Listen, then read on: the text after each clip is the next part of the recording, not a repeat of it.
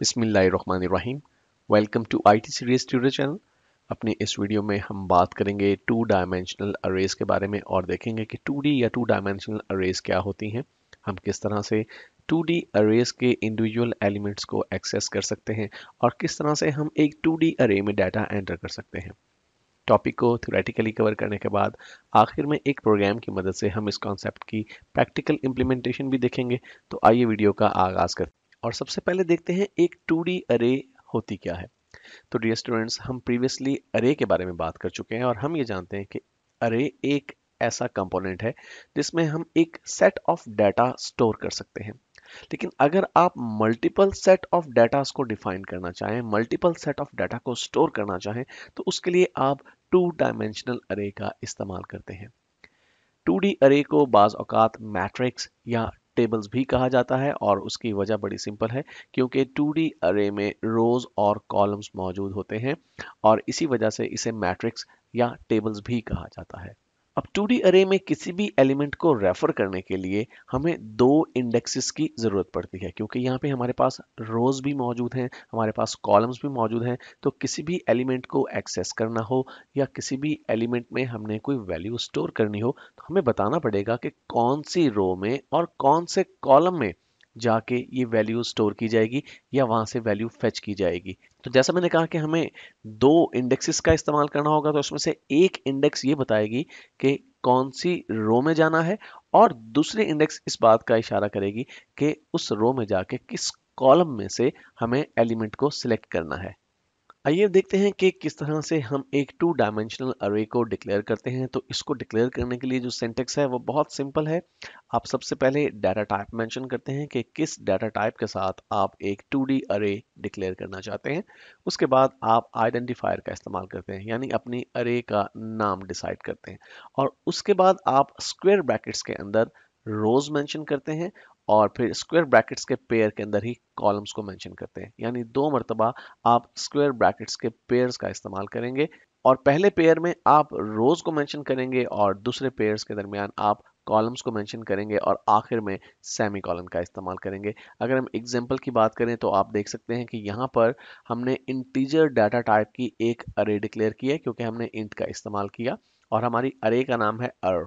और आप देख रहे हैं कि पहले स्क्वायर ब्रैकेट्स के पेयर के दरमियान हमने 4 मेंशन किया है, तो ये बेसिकली नंबर ऑफ रोज को जाहिर कर रहा है। और उसके बाद हमने दूसरे स्क्वायर ब्रैकेट के पेयर के दरमियान 3 का डिजिट यूज किया है, जो कि नंबर ऑफ कॉलम्स को जाहिर कर रहा है, और आखिर में सेमी कॉलन का इस्तेमाल किया है। तो ऐसा करने से एक्चुअली हमारे पास जो 2D अरे डिक्लेयर होगी, उसके स्ट्रक्चर को आप इस इमेज में देख सकते हैं कि हमारे पास 4 रोज और 3 कॉलम्स पर मुश्तमिल एक 2D अरे अब दस्तयाब होगी, जिसमें रोज की इंडेक्स पोजीशन भी 0 से स्टार्ट हो रही है और कॉलम्स की इंडेक्स पोजीशन भी 0 से स्टार्ट हो रही है। और हर एक डायमेंशन के लिए, यानी रोज के लिए और कॉलम्स के लिए, हमें एक सबस्क्रिप्ट या इंडेक्स का इस्तेमाल करना है और हर एक इंडेक्स के लिए हमें स्क्वायर ब्रैकेट्स का इस्तेमाल करना है। अब इस मिसाल में चूंकि हमने 4 का डिजिट इस्तेमाल किया पहले स्क्वायर ब्रैकेट्स के पेयर के दरमियान, इसलिए जो फर्स्ट हमारी इंडेक्स या सबस्क्रिप्ट है ये बता रही है कि हमारी अरे में 4 रोज होंगी और हमारी रोज की इंडेक्स 0 से स्टार्ट होगी और आखिरी इंडेक्स पोजीशन 3 होगी हमारे पास, चूंकि टोटल 4 रोज हमारे पास दस्तयाब होंगी, तो 0 से लेकर 3 तक हमारे पास रोज होंगी।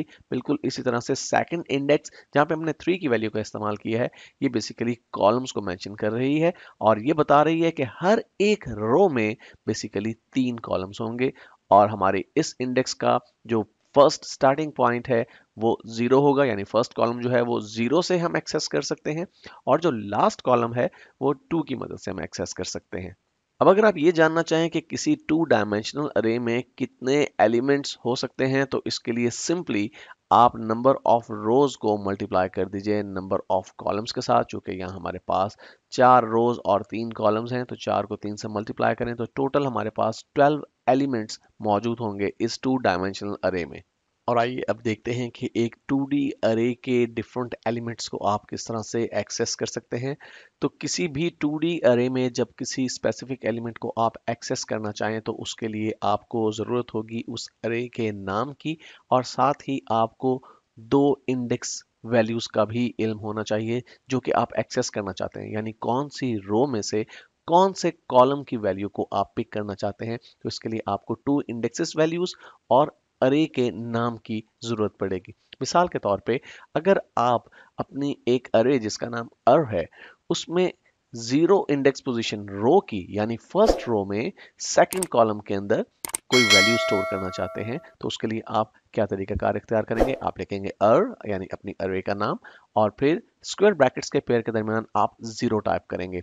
जीरो का मतलब क्या है, रो, क्योंकि पहली जो इंडेक्स पोजीशन आप मेंशन करेंगे वो रो के लिए होगी और जो सेकंड इंडेक्स पोजीशन होगी वो कॉलम के लिए होगी। तो आप सेकंड स्क्वायर ब्रैकेट्स के पेयर के दरमियान 1 टाइप करेंगे और फिर इज इक्वल टू 100 टाइप करने के बाद सेमीकोलन का इस्तेमाल करेंगे।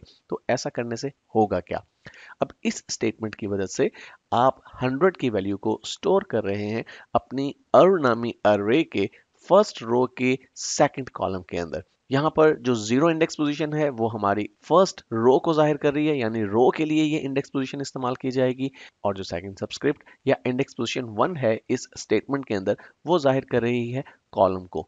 तो इंडेक्स पोजीशन 1 का मतलब है सेकंड कॉलम। इसी तरह की स्टेटमेंट्स के अंदर आप वेरिएबल की मदद से भी इस स्टेटमेंट का इस्तेमाल कर सकते हैं। यानी अगर आप 0 और 1 की वैल्यू को डायरेक्टली टाइप ना करना चाहें तो किस तरह से आप वेरिएबल्स का इस्तेमाल कर सकते हैं।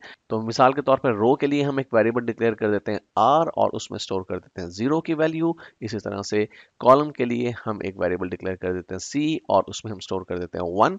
और इसी स्टेटमेंट को हम किस तरह से इन वेरिएबल्स की मदद से यूज कर सकते हैं, हम सिंपली टाइप करेंगे अर और फिर स्क्वायर ब्रैकेट्स के पेयर के दरमियान इन वेरिएबल्स के नेम का इस्तेमाल करने के बाद हम सेमीकोलन का इस्तेमाल करेंगे। तो हमारी स्टेटमेंट कुछ इस तरह से बन जाएगी अर स्क्वायर ब्रैकेट के अंदर आर, यानी आर वेरिएबल में मौजूद वैल्यू जो कि 0 है वो अब यहाँ पर इस्तेमाल होगी, और फिर स्क्वायर ब्रैकेट्स के पेयर के दरमियान सी जो कि हमारे सेकंड वेरिएबल में मौजूद वैल्यू 1 का इस्तेमाल करेगी। तो एक्चुअली इसका जो आउटपुट होगा, जो रिजल्ट होगा वो बिल्कुल सेम होगा पहले ही स्टेटमेंट की तरह।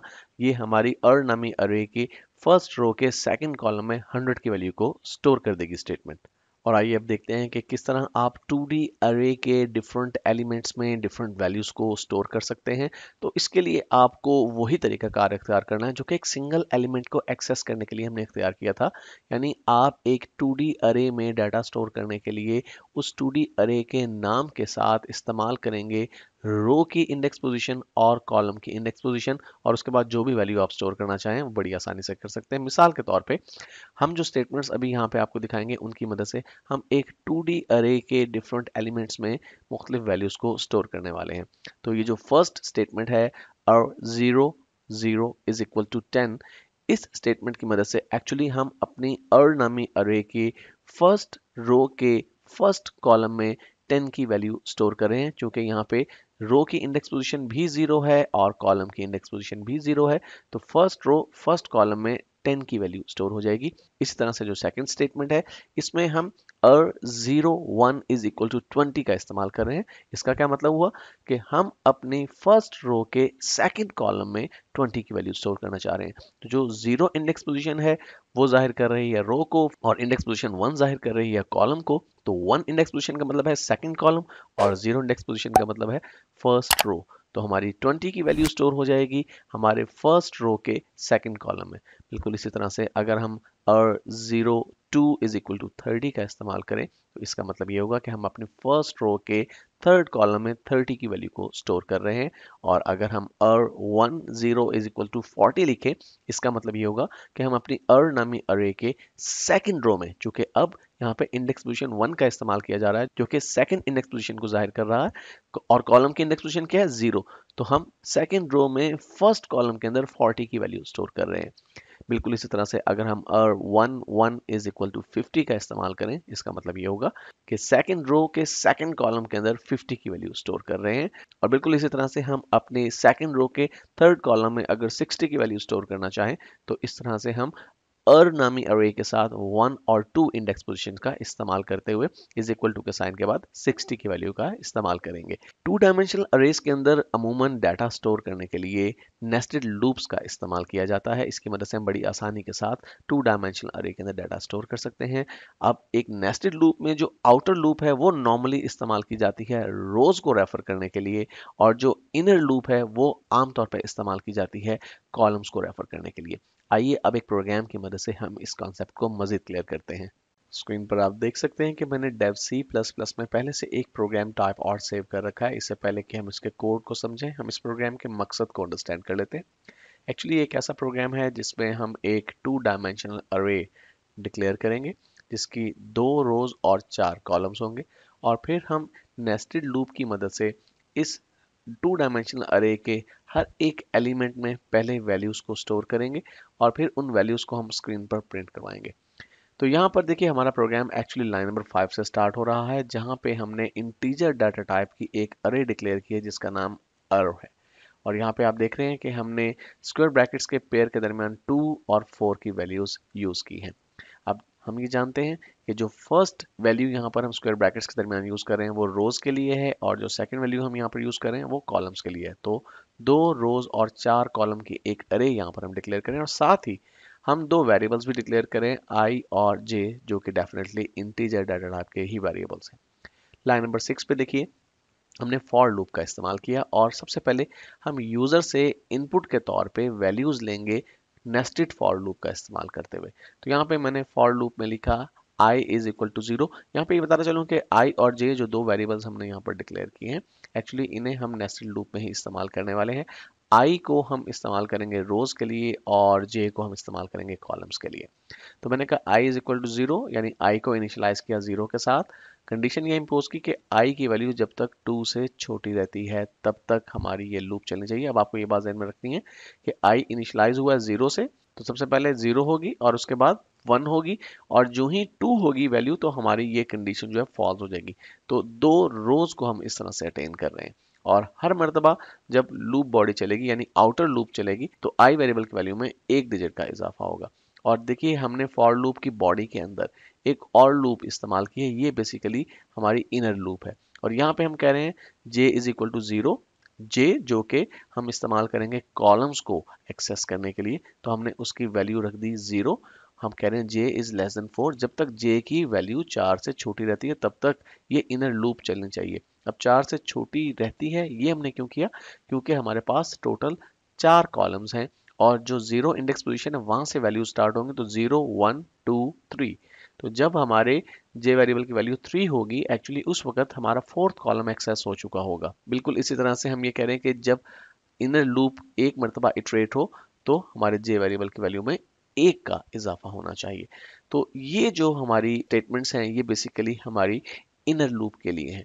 और इनर लूप की बॉडी में हम देखिए लिख रहे हैं सी आउट ऑब्जेक्ट की मदद से एक मैसेज हर मर्तबा स्क्रीन पर डिस्प्ले होगा, एंटर एन इंटीजर।